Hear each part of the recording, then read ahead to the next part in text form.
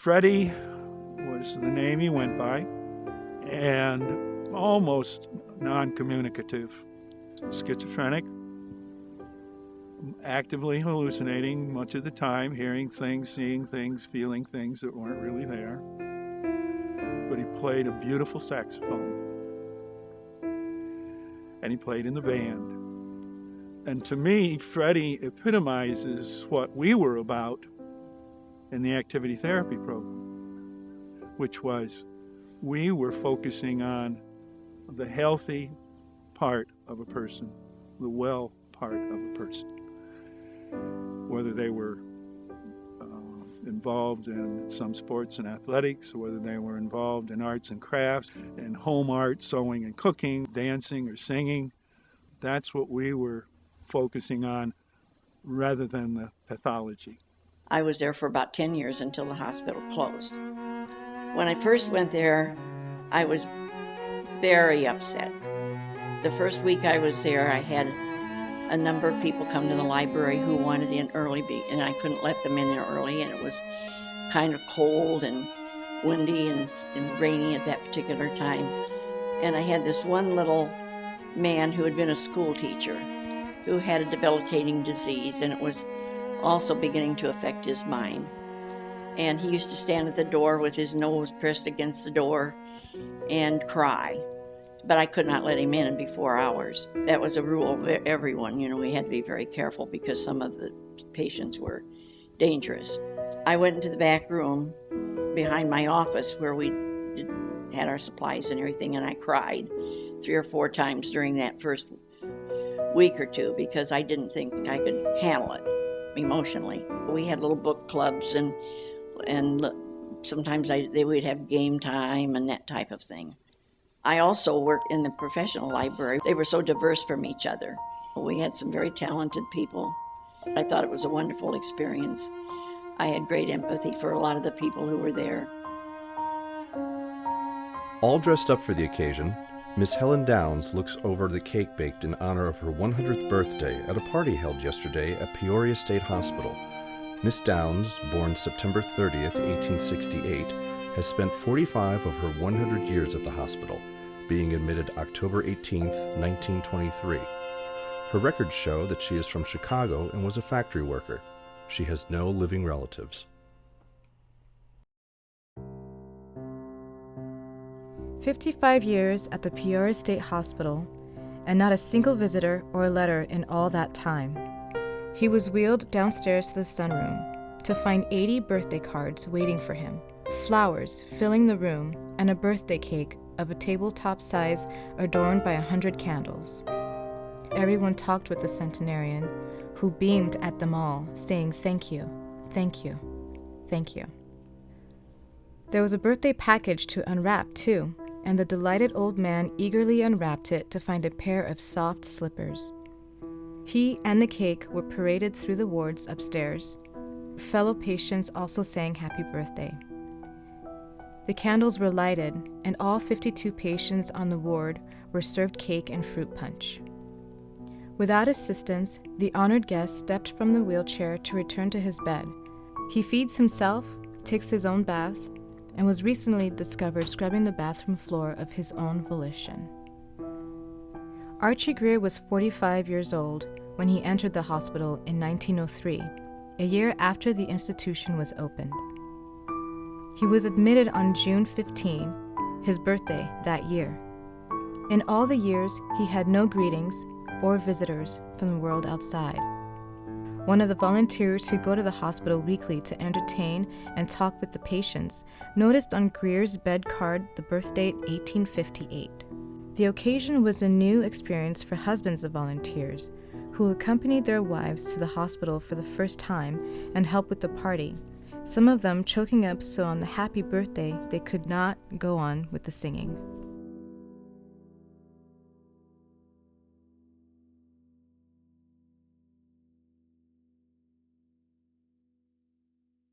Peoria State Hospital admitted its first patient 61 years ago on February 10, 1902.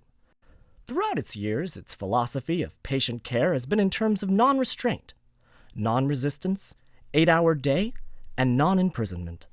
Peoria State Hospital has had several names. It was first known as the Illinois Asylum for the Incurable Insane. In 1907, it was renamed Illinois General Hospital for the Insane, and still later, Peoria State Hospital.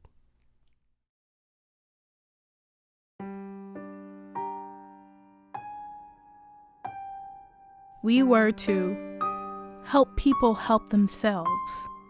Many of the residents' problems were related to institutionalization.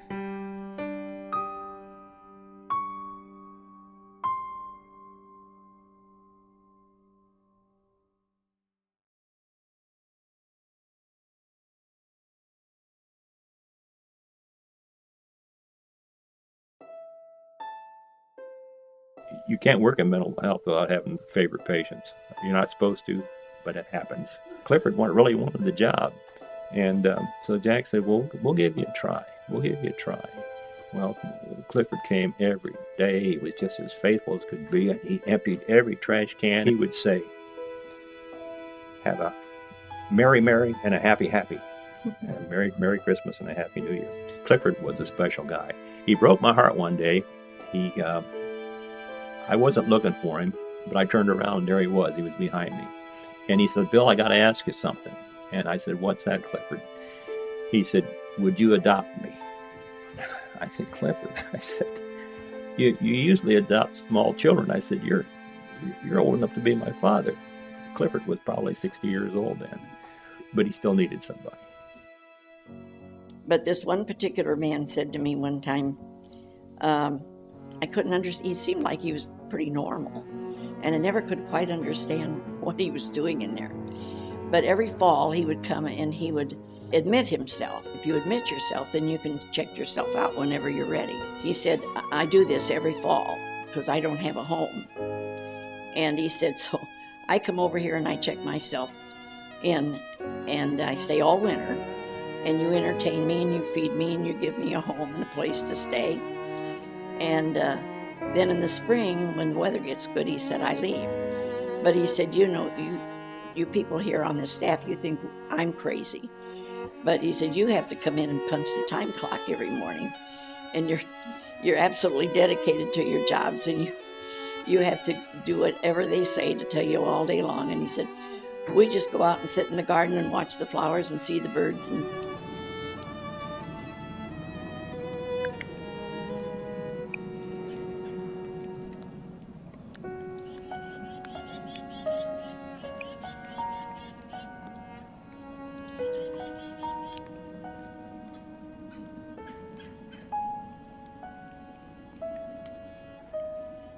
it was as an asylum was supposed to be. They were protected. They were well cared for.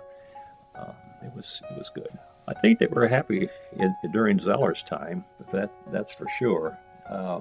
I do know that they adjusted to institutional living, and many of them didn't want to leave. It's difficult to say whether the patients were happy while they were here or not. I think it depends on the individual patient, because clearly some of the people who were sent here had very deep problems, whether they're emotional problems. A lot of them might have been very angry individuals. So I think you'd run the gambit from patients who were more serene, and they could have been perfectly happy anywhere they were.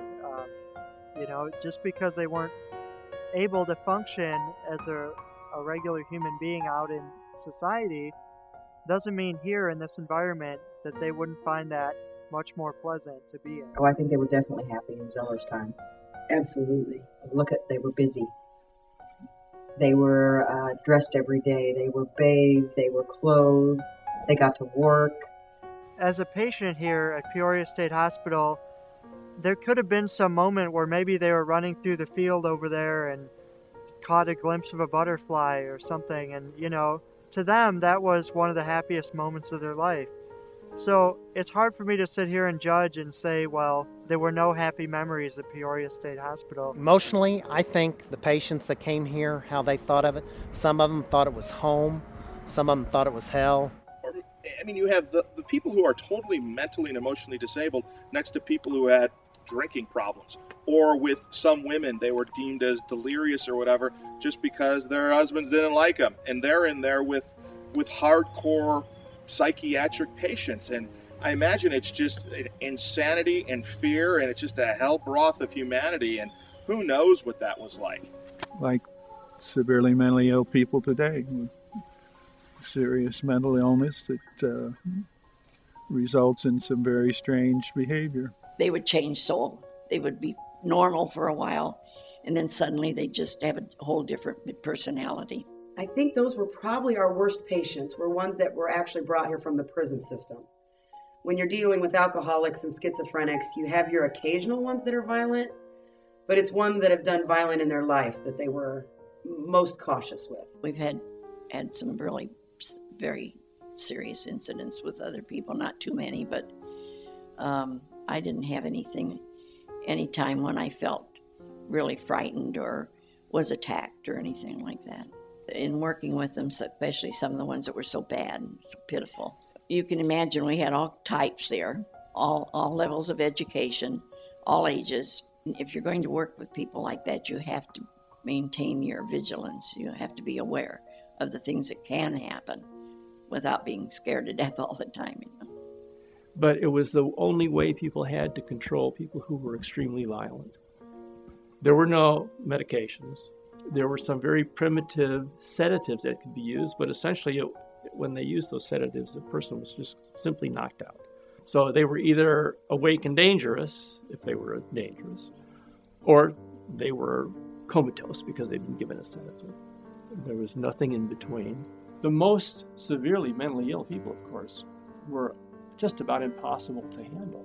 I mean, we're talking about people who are hallucinating, or they're delusional and they believe you're trying to kill them, or you're poisoning their food, or somebody's poisoning their food, or there's aliens poisoning their food, or they're catatonic, meaning they're in a stupor. They're completely unresponsive to you. They just stand there. They don't eat. You have to feed them. Or they have catatonic excitement and mania, which can kill them. This was a big problem, a very big problem before medications. When people would develop catatonic excitement, they would be constantly moving. I can't even put into words how excited they would be, and it would be so great that they could raise their internal body temperature to the point where they would die. It was absolutely terrible. Now, was everybody like that? No. But in a hospital of 4,000, you might have 500 people like that. Just impossible to control. And so, you try to deal with them, you get injured. To their credit, the staff would try to deal with them, and staff would get injured. And the reason you don't see it today is not that it couldn't happen, but when people become psychotic, they get taken to a hospital, and they get medications right away.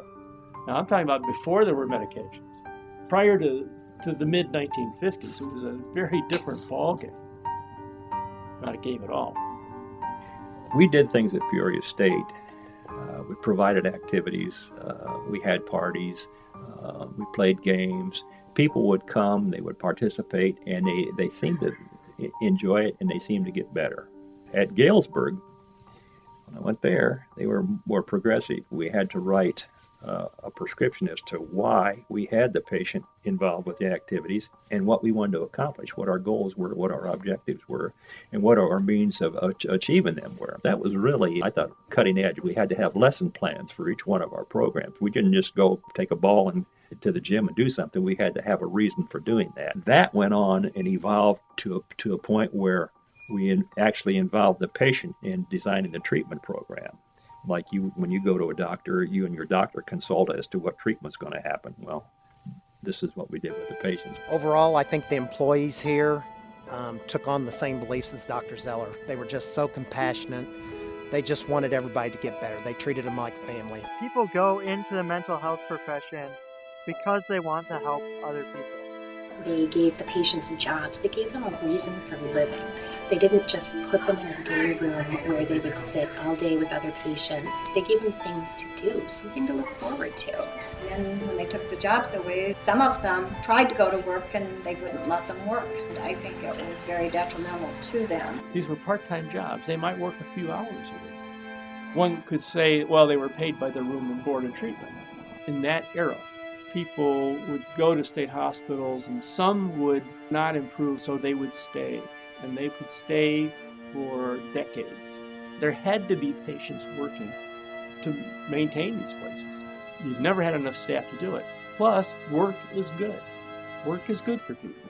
It's good to have a job. It's good to have a role. The states couldn't have patients working unless they paid them the minimum wage.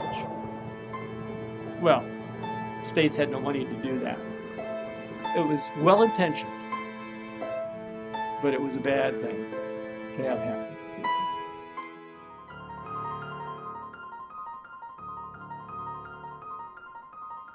Obviously, with as many patients and as many doctors and nurses and aides that were here, I'm sure there were malpractice. I'm sure some of it got pushed under the rugs. During the period I was here, I was not aware of any major abuse problems or even any abuse problems, frankly. Could they have been happening behind closed doors and we weren't aware of it? I suppose that's possible. When it actually started to close down, at first there were a few articles pretty much asking why. But once people realized how expensive it was and the fact that the government didn't have any more money to give, they knew it was falling into disrepair. I know later on in the 60s, there was an article written by a gentleman named, I think, Baker, that showed a lot of neglect. Rick Baker had said that the hospital had deteriorated so badly and the patients weren't being taken care of and they were naked and eating their feces and it sounded horrible. But I know people that worked at Peoria State when it closed and they came to Zeller and worked there and they were very caring people. So I think if there was such a thing, it was very isolated. They started it, as I said, at Kankakee State Hospital, and the first cottages they built housed 40 people. What it turned into, the situation at Manteno State Hospital, and the cottages had 300 people in them. Well, that's not a cottage. After learning that something was going on at the D3 dining room, Mrs. Johnson said she asked that security officers be summoned and she went in to investigate. I ran into the dining room and saw the patient with an iron pipe in his hand. Switchboard operator of the hospital said she received a call from an attendant at 7:10 a.m. that help was needed in D3. She said she was not instructed to call the coroner, Horace Payton, until 9:43 a.m. Mrs. McDonald died at about 7:50 a.m. He said that he informed those at the scene that it was a coroner's case and issued an order that the body not be moved. He said everyone was busy and he forgot to call the coroner. Mrs. Kelly said she could not remember how many blows were struck. Mrs. Frances Thomas, a dietary worker, said Sample had never shown sign of belligerence. She said he helped to scrub and sweep the dining area. The iron pipe Sample had was used to tap milk can lids to make them easier to open. But that's one of the issues with having restraints, is that we want to say, looking at it from the outside, that, oh, it's good that patients weren't restrained or that they weren't locked in their rooms. But there were incidences of some staff members and even other patients being killed by patients here at the hospital. People only hear about these kinds of places when something really bad happens. 99.9% of the time, nothing really bad is happening. But sometimes, something really bad will happen. These places deal with severe behavior disorders that can't be controlled anywhere else. Community hospitals won't deal with them. But in the early 70s, one of the individuals who was mentally retarded killed another individual who was mentally retarded. And of course, that gets in the newspapers, and it was scandalous because it wasn't prevented. It's kind of like the suicide thing. That's very difficult to prevent. And even the superintendent, who was in charge here when those unfortunate deaths occurred and the hospital was closed, was a good superintendent.